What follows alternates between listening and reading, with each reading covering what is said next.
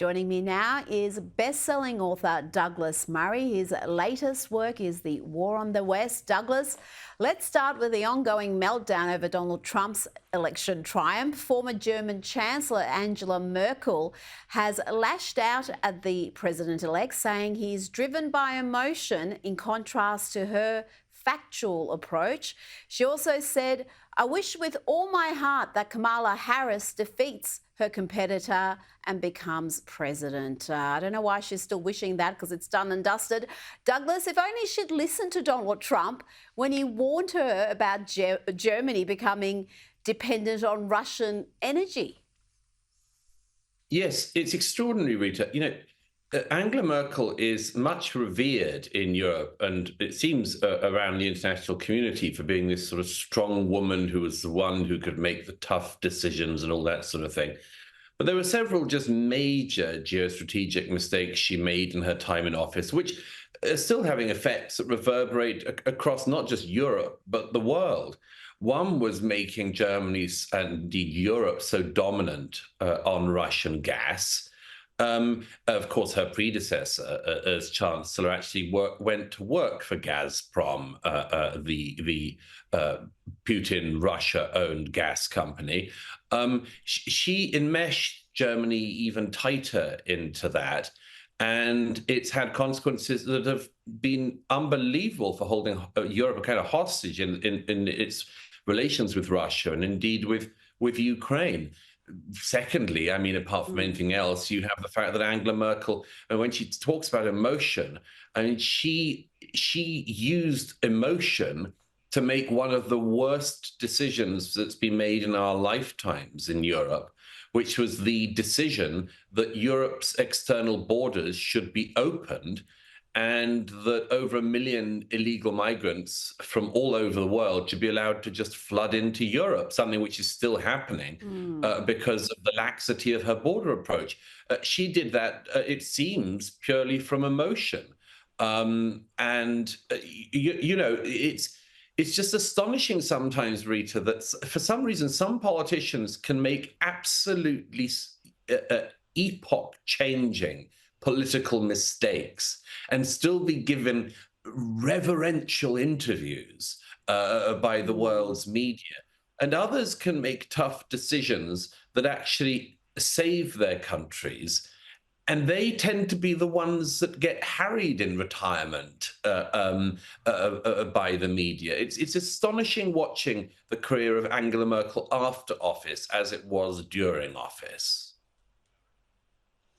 Well, as you said, her legacy is the changing face of Europe, and we'll experience that for decades to come. The illegal immigration crisis in the US and the plight of unaccompanied children has again been highlighted, this time by a toddler. She's from El Salvador, we're told, and she arrived in the US holding a post-it note with her name and number. Venezuela? Sí. ¿Qué tantos años tienes? ¿Dos años? ¿No vienes con tu mamá y tu papá? ¿No? ¿Venezuela? ¿Para dónde vas, mamá? ¿Dónde están?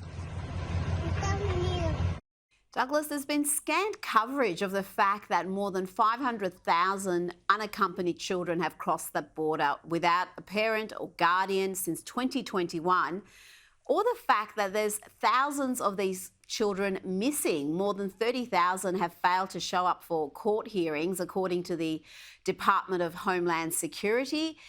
What's become of some of these children? Their whereabouts are unknown.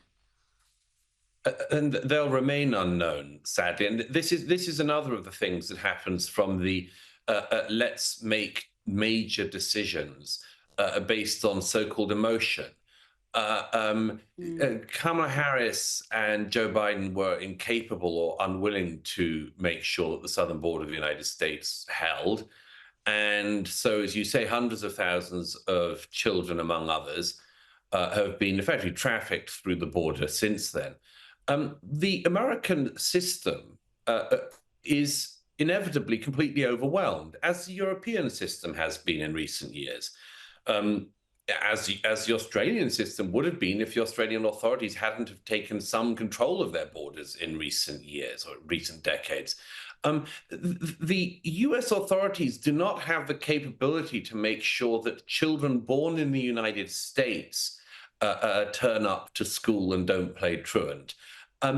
The idea that they could keep a tab on hundreds of thousands of illegals and children who are illegal migrants who've been trafficked over the border is frankly ludicrous. There just isn't the capability in DHS or anywhere else to address this. And all those I use the term carefully, all those so-called liberals who are in favor of so-called liberal border policies, they never bother to look at what the next steps are in the consequences of their so-called liberalism. They never bother. They thrive on the moral high of saying, at least we don't have strict borders. And then they let the story disappear because the moral high has disappeared. And it would disappear, wouldn't it? Because the rest of the story isn't going to be so good. The rest of the story is going to be children trafficked at worst, and at best put through a sort of black market system's semi-legal, illegal status for many years to come. So, well done, guys, for the emotion thing. This is what you get when you pretend that politics is like an episode of the show Glee.